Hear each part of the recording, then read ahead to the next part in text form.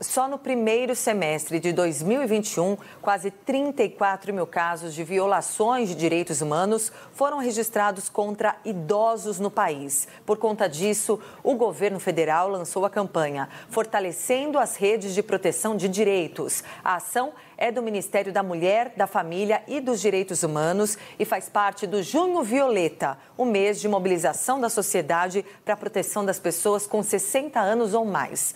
Para falar sobre isso, a gente conversa agora com a defensora pública especialista em direito dos idosos, a Flávia Albaine. Tudo bem, Flávia? Bom domingo para você. É um assunto importante para a gente trazer aqui. Queria que você reforçasse a importância de se debater esse assunto que pouco se fala, né? Que é a violência contra os idosos. Olá, boa tarde, bom domingo para todos.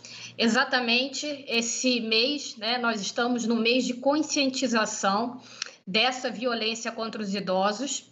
Os idosos, eles fazem parte de um grupo vulnerável, exatamente por possuírem um histórico de violência e de exclusão social. Pode ocorrer através de diversas maneiras, não apenas a violência física, porque quando a gente fala em violência contra o idoso, muita gente pensa apenas na violência física. A violência física é mais uma forma de violência contra o idoso, mas há outras também, como, por exemplo, a violência psicológica, a violência patrimonial, que é muito comum, né, cometida por terceiros que às vezes estão ali gerindo o patrimônio do idoso. A violência simbólica, que é esse banimento do idoso da vida social, da vida política, por acreditar nesses estereótipos equivocados de que o idoso ele não tem mais condições de contribuir para a sociedade, de que o idoso é um inválido, de que o idoso ele não tem mais discernimento necessariamente. Então, por conta desses estereótipos equivocados, né, essas violências acabam acontecendo.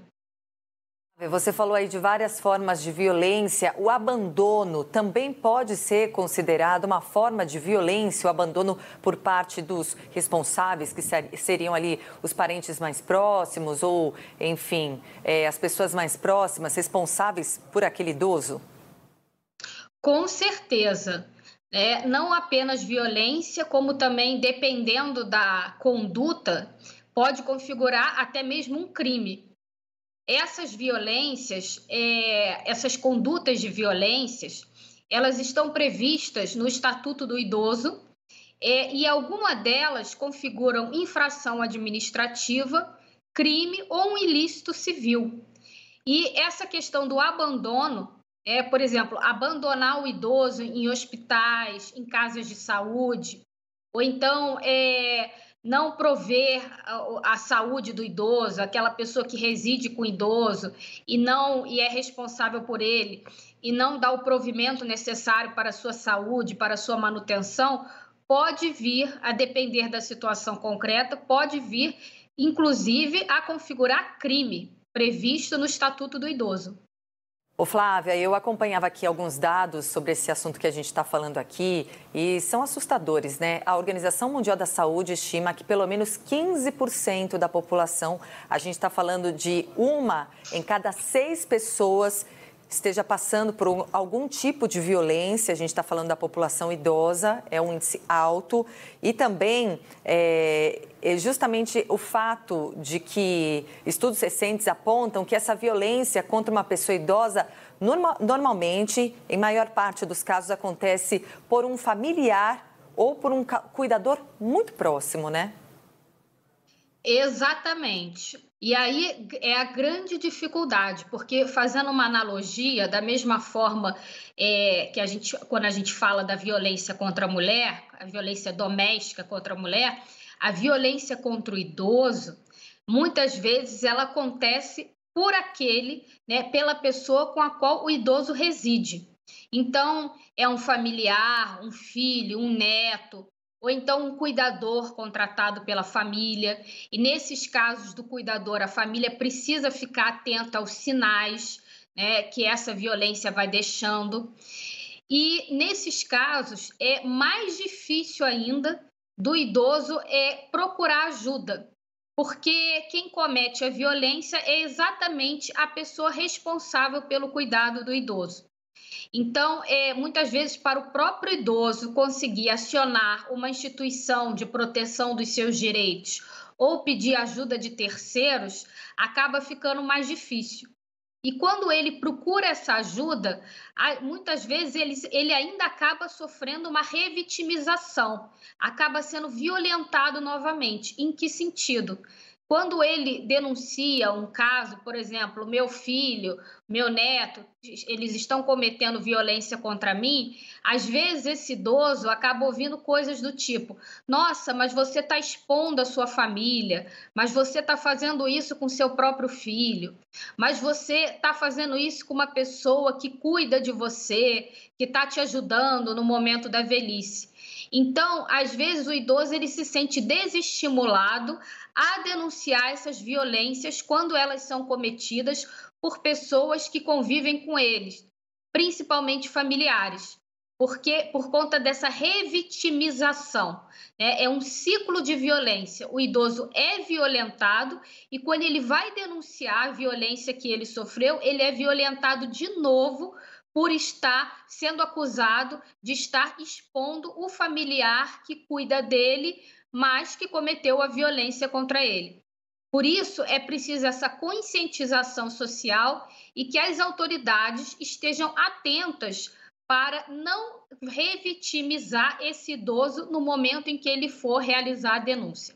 Flávia, a gente falou aqui dessa questão de, muitas vezes, o próprio profissional que cuida daquele idoso praticar uma violência contra ele. Queria que você desse aqui algumas dicas para os familiares que muitas vezes precisam buscar um profissional, porque tem uma vida e muitas vezes um idoso numa situação mais vulnerável, ele realmente exige muitos cuidados, né? E aí sim, muitas vezes é preciso mesmo acionar um profissional, um cuidador, uma pessoa até para que aquele responsável consiga trabalhar, consiga trazer o sustento daquele idoso, né?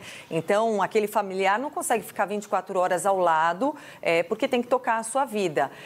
E quais são as dicas de como procurar um profissional, que muitas vezes custa caro, mas às vezes buscar alguém que tenha a condição de cuidar daquele idoso, como monitorar esse trabalho e como perceber os sinais de um idoso que está sendo agredido, porque muitas vezes essas vítimas não conseguem falar, como você estava contando aí, né? Exatamente. Bom, quando o familiar pretende contratar um profissional para cuidar do idoso, é sempre bom que ele procure pessoas ou empresas que já possuem alguma referência no mercado, né? Então, ele procure outras pessoas que já contrataram o serviço daquela empresa, se for uma empresa ou se for uma pessoa física. Procure outras pessoas com as quais aquela pessoa que ele pretende contratar, essas pessoas já trabalharam, converse com essas pessoas, verifiquem o passado profissional dessas pessoas, para ver se realmente são pessoas de confiança. E uma vez contratado o profissional, né, após a verificação das referências, o familiar ele sempre tem que estar atento aos sinais que o idoso vai apresentar. Porque, por exemplo, uma violência física, ela pode deixar marcas, lesões no corpo, né? Lesões corporais. Já uma violência psicológica, muitas vezes ela não vai deixar essas marcas físicas, mas ela pode alterar o comportamento do idoso. O idoso acaba desenvolvendo sintomas de depressão, sintomas de tristeza. Em casos extremos, infelizmente, acaba levando até mesmo ao suicídio. Então, o familiar ele tem que estar sempre atento aos sinais que aquela violência vai deixar no idoso, sejam sinais físicos ou não, e está sempre monitorando o trabalho desses cuidadores e verificando também a referência desses profissionais. Em caso de suspeita, investiga, né? Que eu digo investiga é averigua, né? Pergunte aos vizinhos, pergunte às pessoas, use e-mails de tentar descobrir o que está acontecendo, mesmo na ausência. Então, em qualquer caso de suspeita, o familiar deve averiguar o que está acontecendo de fato.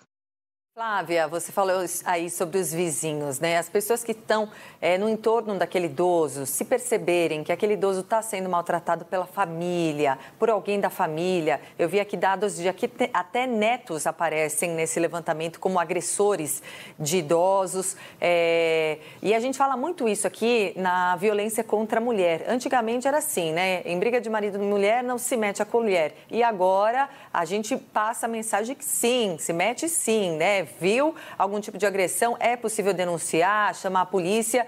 E como fazer no caso de um idoso, né? Você que de repente mora ao lado de uma casa que, enfim, tem uma situação estranha ali, você suspeita de algo, é necessário denunciar? Os vizinhos que têm alguma suspeita de que haja um idoso que esteja sendo vítima de algum tipo de violência, eles podem sim procurar ajuda de instituições que são responsáveis pela proteção do direito dos idosos, como, por exemplo, a Defensoria Pública, o Ministério Público, os conselhos da pessoa idosa, os conselhos estaduais, os conselhos municipais, para se informarem na sua, né, na sua na localidade onde eles residem, se informarem a melhor maneira deles agirem naquele caso concreto. Geralmente, essas instituições possuem sites, possuem telefones, possuem plantão, inclusive, quer dizer, funcionam 24 horas. E em caso do vizinho verificar que o idoso está sendo vítima de uma violência física, de maus tratos ou até mesmo de outro tipo de violência, ele pode sim entrar em contato com a delegacia de polícia, solicitar, né, que os profissionais estejam naquele local, porque, como eu disse anteriormente, essas condutas podem configurar até mesmo um crime contra a pessoa idosa. Então, verificar se na sua cidade, no local onde você reside, se existe alguma delegacia especializada para a proteção do idoso. Se não houver essa delegacia, você pode estar ligando para qualquer delegacia da localidade onde você reside e solicitando ajuda, orientação de como ajudar a pessoa idosa. Então, é procurar a orientação dessas instituições da localidade onde a pessoa reside para saber como agir, né? Pedir ajuda dessas instituições para saber como agir no caso de presenciar uma violência contra a pessoa idosa. Certo, Flávia. Obrigada pelas informações, pelo bate-papo. Até uma próxima. Obrigada. Tchau, tchau. Tchau.